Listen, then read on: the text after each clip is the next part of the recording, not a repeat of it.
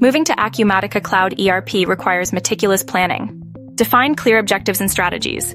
Involve key stakeholders, including IT specialists, to ensure all perspectives are considered.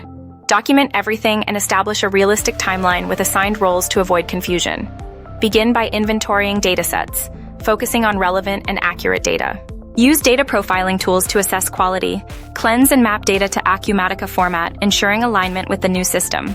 Enlist your Acumatica partner for assistance. Set up the Acumatica environment with your consultant. Start with a pilot data test to identify issues without risking the entire dataset. Conduct comprehensive tests to ensure data accuracy and system performance, resolving discrepancies before going live. Resistance to change is common. Communicate benefits clearly and engage stakeholders early. Host workshops and demos to showcase the system's advantages.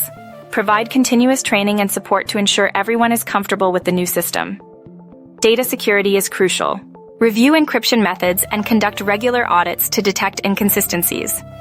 Use automated tools for efficiency and educate your team on data security procedures to maintain trust and compliance throughout the migration. Visit our blog to learn more.